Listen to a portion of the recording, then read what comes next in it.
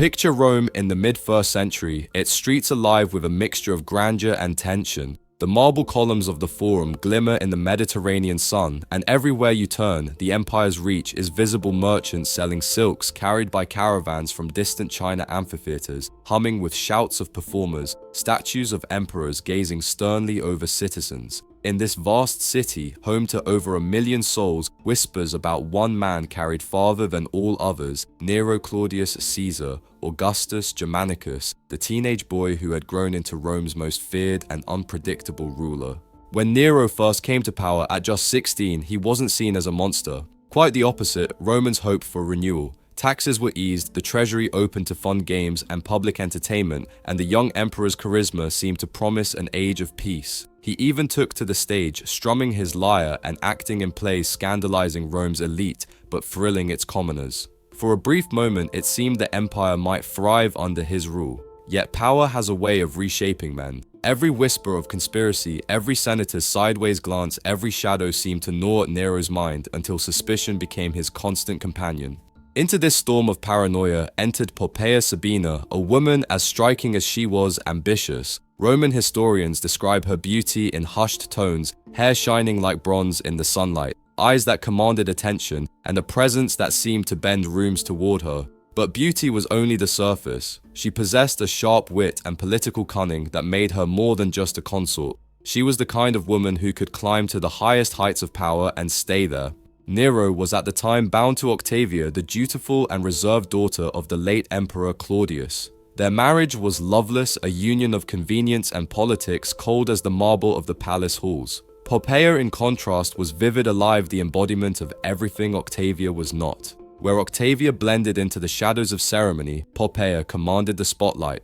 Her laughter carried across banquets, her words cut sharper than the gilded daggers of Rome's generals. At first, theirs was a scandal whispered behind fans and veils in the corridors of power, a young emperor enthralled by a married noblewoman. But soon, the whispers became shouts. Nero's infatuation with Poppaea deepened into obsession, an obsession that frightened even his closest advisors. He could not stand the thought of other men's eyes upon her. At public gatherings, his temper flared if anyone lingered too long in admiration. He surrounded her with guards, not protectors, but watchers, ensuring she lived within the confines of his gaze.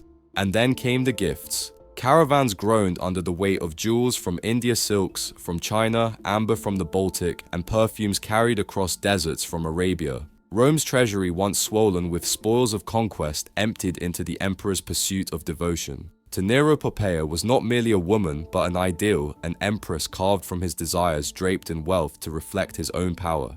Yet beneath the glitter of devotion was something darker. Nero began to erase the boundaries between his own will and her life. Octavia was cast aside, divorced in a move that shocked Rome and alienated old allies. Senators who had once nodded approvingly at his policies now muttered about betrayal and excess. Still, Nero pressed on, determined to make Poppaea his wife, not in secret but with imperial spectacle. The wedding was more than ceremony. It was theatre staged with Rome as the unwilling audience. Torches lit the streets, feasts overflowed, and musicians played until dawn. All the while, Nero stood beside Poppaea, displaying her as both wife and trophy proof that he could bend reality to suit his passions. In her, he saw not only beauty, but possession, as though marriage had granted him the right to sculpt her life as he wished. But possession is not love, and the line between adoration and control blurred quickly. Nero had portraits painted and sculptures carved, dozens upon dozens filling his chambers, so that even when Poppaea was absent, her image surrounded him. He would sit for hours simply staring at her, lost in fantasies where her existence was entirely his creation. Roman historians noted that this was not affection as ordinary mortals knew it. It was obsession sharpened into ownership, the kind that consumes both object and possessor. Poppaea was no fool. She recognized both the power and the danger of her position. Her beauty gave her influence, but it was influence balanced on the knife edge of Nero's unstable temper. She used her standing to advance her family, weaving alliances within the court, ensuring that if Nero's favor faltered, she would not stand alone. But she also held on to something rare in the emperor's presence: independence. Where others bowed and agreed, she challenged him. She mocked his musical performances when they faltered, questioned his policies when they endangered stability, and dared to argue when others trembled into silence. This mixture, Nero's obsession and Poppaea's independence, was volatile. It was not the love story of myth, but the prelude to a tragedy. Rome had seen emperors enamored before, but never one so willing to twist the world around his desire, nor a consort so unafraid to meet power with her own. And beneath it all, like smoke curling from a hidden fire, the seeds of destruction smoldered, waiting for the moment when obsession and rage would ignite. The story of Sporus, the boy who would one day be forced to wear Poppaea's face, begins here in the gilded, suffocating halls of Nero's palace, where love was poisoned by power and devotion became the chain that bound two souls together. The stage was set for one of the most disturbing transformations in history. The palace of Nero was not a home, it was a labyrinth of whispers and fear. Servants tiptoed through corridors lined with polished marble, their ears straining to catch the emperor's moods. The clatter of sandals could echo like thunder when Nero stormed through the halls, and every breath seemed to depend on whether he smiled or scowled. In such a place, even a private quarrel could shake the empire, and in the summer of 65 AD, one quarrel ended in catastrophe. Accounts differ, as they often do when filtered through the pens of Rome's historians, but they agree on one thing: Poppaea Sabina, pregnant with what might have been Nero's heir, fell under the blows of the man who claimed to love her above all else. Some say the quarrel began after Nero returned late from chariot races, drunk on victory and acclaim, while Poppaea reminded him of his neglected duties. Others whisper it was about his endless theatrical ambitions, which she mocked as unworthy of an emperor. What is certain is that Nero, already restless with paranoia and quick to rage, struck her with violent force. Whether it was a single kick to her abdomen or a series of blows, the result was the same: Poppaea collapsed grievously wounded. Imagine the silence in that moment, the torches flickering against marble, the horrified servants frozen in place, too terrified to intervene. The empress, radiant and commanding only hours earlier, now lay bleeding, the life within her slipping away before their eyes. The man who ruled 60 million souls stood over her, realizing what he had done, not to a senator, not to an enemy, but to the woman he had sworn the gods themselves had destined for him.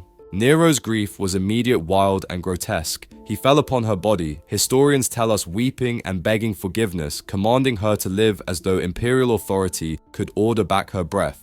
Physicians were dragged into the chamber trembling as Nero threatened them with death if they failed to save her. But no salve, no poultice, no prayer could undo the violence. Within hours, Poppaea and her unborn child were gone. In Roman tradition, the dead were burned, their ashes placed in family tombs. Funerals were public spectacles with ancestral masks, worn praises sung, and the smoke of pyres rising to the heavens. But Nero refused this final rite. He ordered her body embalmed, a foreign custom, more Egyptian than Roman, and entombed her in a mausoleum more elaborate than those of his predecessors. He declared her divine, establishing a cult in her honor, compelling senators and courtiers to worship her as a goddess. In his madness, he spoke to her corpse sometimes for hours, believing she still heard him. The palace became a mausoleum, a theater of grief where reality bent to one man's denial. The court followed suit. Ministers, slaves, and senators alike were forced to maintain the illusion that Poppaea's presence lingered. Her seat at banquets was left empty, yet honored. Conversations about her were spoken in the present tense. To suggest Nero move on was to risk exile, or worse. Rome's most powerful men bowed their heads and pretended playing along with an emperor who had confused grief with resurrection. To understand the depth of Nero's madness, one must see him not as an isolated tyrant, but as part of a long line of rulers who believed themselves gods. Alexander the Great demanded honors as the son of Zeus. Pharaohs styled themselves as Horus incarnate. But even they did not attempt what Nero did to undo death, not through religion, but through substitution. In the hollow left by Poppaea's absence, Nero's broken mind began to search for a way to bring her back, not in spirit, but in flesh. It is here that the story takes its most chilling turn. Among the countless youths within the imperial household, Nero's eye fell upon one in particular, a boy whose features echoed the woman he had destroyed. His name was Sporus, and though he could not know it, his life was about to be rewritten by the most dangerous man in the world. The fatal quarrel that ended Poppaea's life did more than extinguish a woman and her unborn child. It marked the emperor's final break with reality. Love, power, and grief fused into obsession, and obsession sought a vessel. Rome's history, already littered with tales of cruelty, was about to add one more darker and stranger than any before. Within the palatial walls of Rome, hundreds of servants and freedmen moved like shadows, each with their roles carefully defined. Among them was a youth named Sporus. Born into slavery within the imperial household, he had been manumitted at a young age, granted the coveted status of freedman. For someone of his origins, this was a rare stroke of fortune.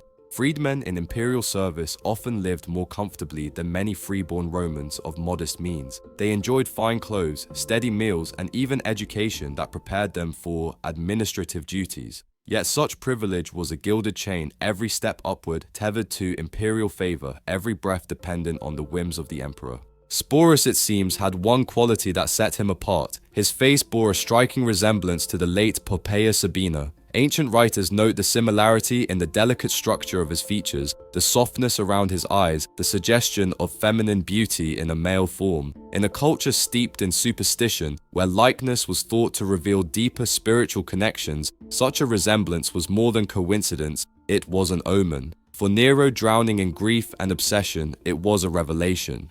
Imagine the moment Nero first truly looked upon Sporus after Poppaea's death. To a man consumed by guilt and longing, the boy's face was no longer his own, it was hers. In that instant, fantasy overtook reality. The emperor, who had spent nights speaking to a corpse, now believed he had found a vessel to restore what he had lost. Where others saw a youth of flesh and blood, Nero saw an echo of his empress, a chance to undo the irreversible.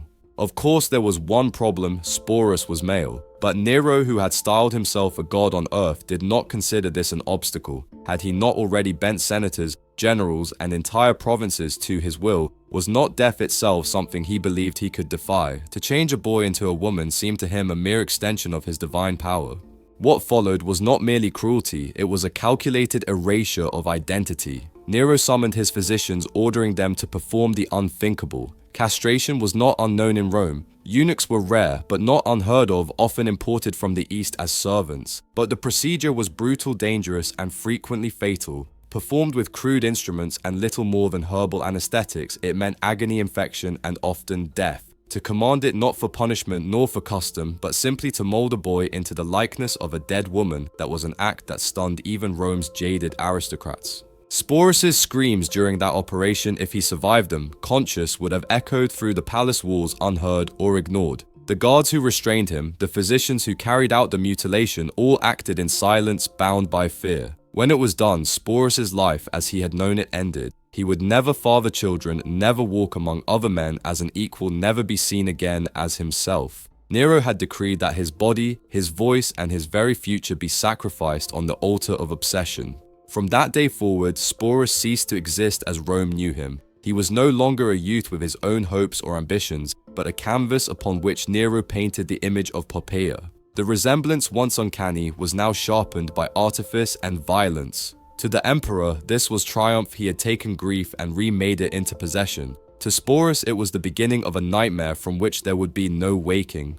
And yet, the cruelty was only beginning. For Nero was not content with resemblance. He demanded transformation not only of flesh, but of clothing, voice, gesture, even memory. He did not want a boy who looked like Poppaea. He wanted Poppaea herself reborn, no matter the cost to the soul forced into her likeness. Once the surgeons had finished their work, Nero's obsession shifted from mutilation to transformation. Sporus was no longer permitted to exist as himself. He was to be remade step by step into a living reflection of the woman Rome had lost. In the emperor's mind, Poppaea had not died. She had simply returned in another form, and it was his divine will to reveal her again to the world. The process began with appearances. Seamstresses of the imperial household were summoned, tasked with designing gowns of shimmering silk that could disguise Sporus's altered body. They studied the fashion of Rome's noblewomen, draped stolas pinned with jewels, elaborate veils, and flowing fabrics that caught torchlight like water. But Nero did not want just any finery. He ordered that many of Poppaea's own garments be resized and reworked, binding Sporus not only in fabric, but in the very material memory of the dead empress. To slip into those clothes was not dressing, it was possession. Jewelers brought forth necklaces of pearls once draped across Poppaea's neck, emerald rings she had worn at banquets, and golden bracelets engraved with motifs of Venus, goddess of love. Each piece was placed upon Sporus as though it carried not only weight but destiny. To wear Poppaea's jewels was to bear the physical chains of Nero's delusion. Cosmetics came next. Roman women had long used powders of chalk and lead to whiten their skin, ash and soot to darken their brows, rouge of red ochre to tint their lips. Tutors instructed Sporus in their use, guiding his trembling hands to paint features into the likeness of a woman. His eyes were darkened with kohl to seem larger, his cheeks flushed with pigment, his lips softened with balm. Each brushstroke erased more of himself. Mirrors reflected back not a boy, but a stranger dressed in someone else's life. Then came the lessons in movement. Tutors drilled him in the art of walking gracefully. His steps shortened his hips, encouraged to sway. He was taught how to sit, to fold his hands delicately upon his lap, to incline his head at just the right angle. Voice coaches pressed him to raise his pitch, to speak with softness, to adopt the lilting tones expected of a Roman matron. Even his laughter was rehearsed, practiced, until it matched the gentle cadence of a woman's.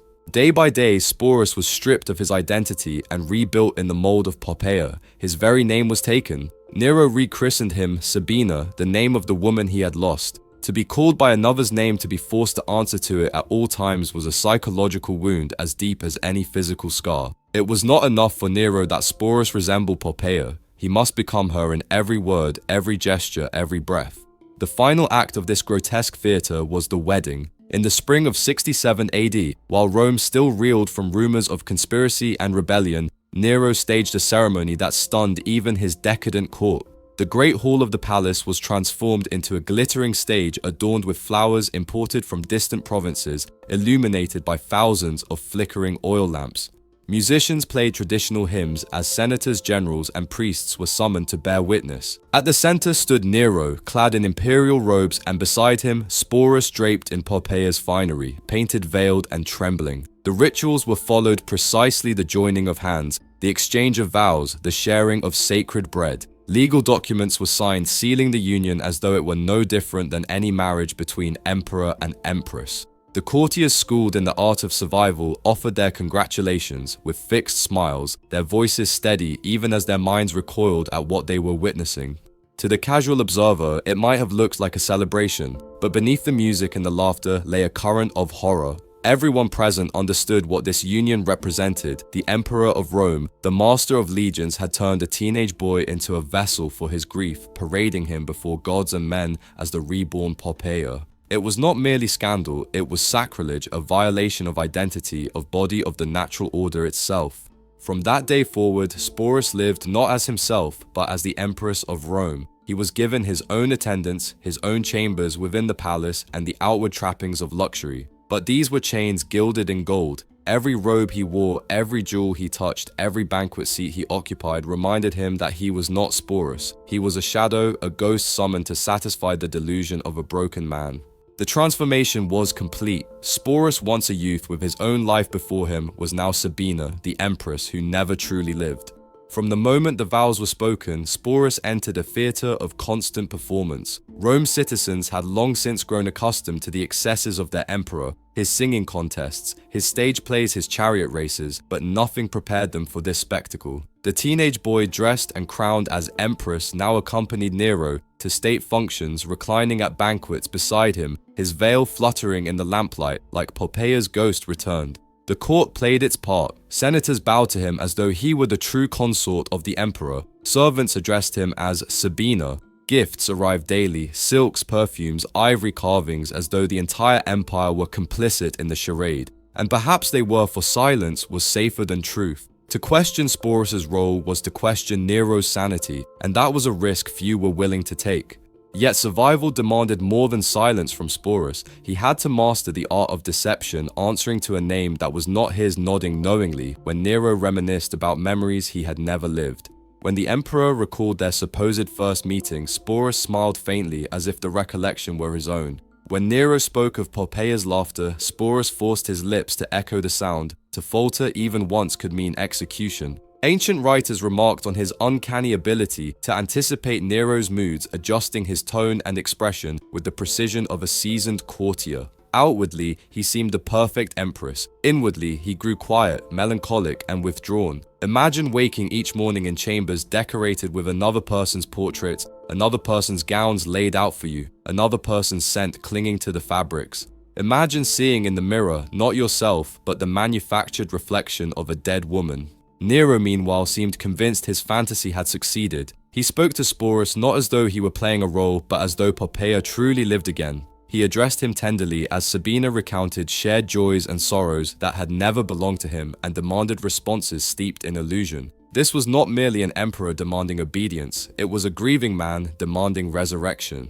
The delusion grew even more surreal when Nero embarked on a grand tour of Greece. There, eager to prove himself as an artist, he entered competitions, sang in theatres, and even drove chariots in the Olympic Games, victories he ensured by decree rather than skill. And always at his side sat Sporus, veiled and adorned, introduced to foreign dignitaries as the Empress of Rome.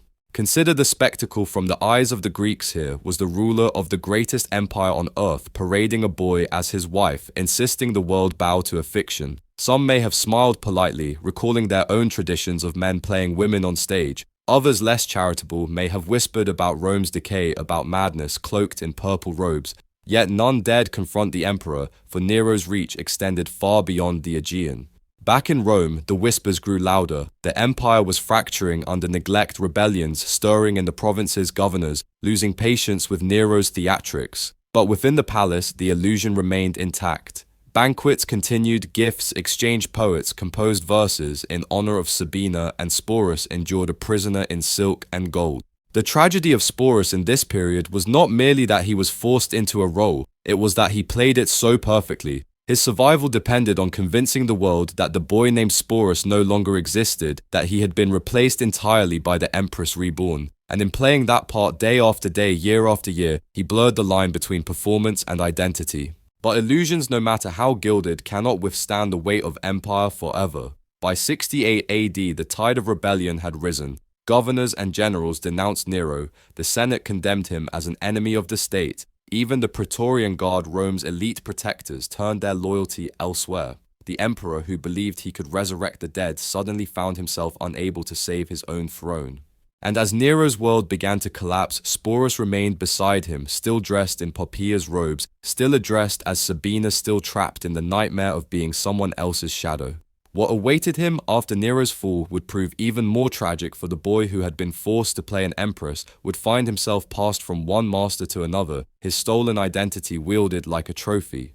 But for now, in those final months of Nero's reign, Sporus remained the empress who wasn't living proof of how power could warp love into obsession, and obsession into cruelty so profound it reshaped another human life entirely. The downfall of Nero came swiftly, yet to those who lived it, the collapse must have felt like an endless unraveling of certainty. For years he had played at godhood, commanding armies, dictating art-bending reality to his will. But power built on fear is brittle, and when rebellion rose from the provinces, even the Praetorian Guard, once sworn to shield him, abandoned their emperor. By June of 68 AD, the Senate had condemned him a public enemy, and Rome itself seemed to breathe with relief. The god had been unmasked as a man. Still, in those final hours, Nero did not walk alone. His last circle of attendants was a pitiful remnant of his once vast court, loyal freedmen, trembling servants, and Sporus. It is a cruel irony that the boy Nero had forced into another's identity remained at his side until the bitter end. Together they fled through the night, the emperor disguised in shabby clothes, the boy empress veiled and silent, both bound by a nightmare that seemed almost theatrical in its absurdity. In a villa outside the city, Nero wavered between grandiose delusion and paralyzing terror. He rehearsed final speeches, imagined dramatic deaths worthy of a stage, and even asked if anyone would help him fall upon his sword. No one moved. In the end, it was his own hand, guided by another's, that ended his life. His last words, "Qualis artifex perio." What an artist dies in me, revealed the heart of his vanity. The world he believed should mourn not a tyrant but a performer silenced too soon. For Sporus, the death of Nero was not liberation. Instead, he became a prize, an ornament of empire passed between new rulers as though he were little more than plunder. Nymphidius Sabinus, the ambitious commander of the Praetorian Guard, claimed him first. Then Otho, who had once been Poppaea's husband before Nero stole her, took possession of the boy empress. The irony must have been bitter, the husband of Poppaea, now parading the boy forced to replace her. Finally, Vitellius, who seized power in Rome's chaos, found in Sporus not a person but a grotesque opportunity. Vitellius planned a spectacle in the Colosseum. He would stage a mythological drama for the masses, Sporus cast as Persephone abducted and ravaged before thousands. It would be entertainment, humiliation, and cruelty rolled into one. For Sporus, who had endured years of being dressed, renamed, and remade into someone else's image, this was to be the ultimate violation, his suffering transformed into public theatre. But here at last, Sporus reclaimed agency. Faced with degradation too great to endure, he made the only choice left to him. Ancient sources suggest he took poison, ending his life before he could be paraded into the arena. He was no more than 20 years old. His death was quiet, unceremonious, and unnoticed by the Senate that scribbled new decrees by the generals, who squabbled over the throne, by the crowds who cheered in amphitheaters. And yet, in that act of refusal, Sporus achieved something profound. For years he had been denied choice, denied identity, denied even his own name. In choosing death over humiliation, he performed his first and final act of defiance. What lingers is the tragedy of erasure. The historians who recorded his story, Tacitus, Suetonius, Cassius Dio, wrote not of Sporus the boy, but of Sporus the symbol, the grotesque creation of Nero. They preserved the emperor's madness, but not the youth's humanity. We do not know what Sporus dreamed of as a child, what hopes he carried before Nero's gaze fell upon him. We know only the role he was forced to play. And yet across 2,000 years, his shadow remains. His story whispers to us from the margins of Rome's grandeur, reminding us that history is not only marble, triumphal arches and conquering legions, but fragile lives twisted by power. In Sporus, we see how love corrupted into obsession, how grief twisted into cruelty, and how the will of one man erased another's existence. But we also see the glimmer of resistance. That final refusal death over humiliation is the thread that allows us to remember him not only as a victim, but as a person who, in the last breath of his life, reclaimed what had been stolen, the right to choose his own fate. Sporus' story is a tragedy, yes, but also a warning. It asks us to look behind the masks of power to see the cost borne not by emperors, but by those caught in their orbit. And it reminds us that even in the darkest corners of history, a flicker of humanity can survive fragile, defiant, and unforgettable.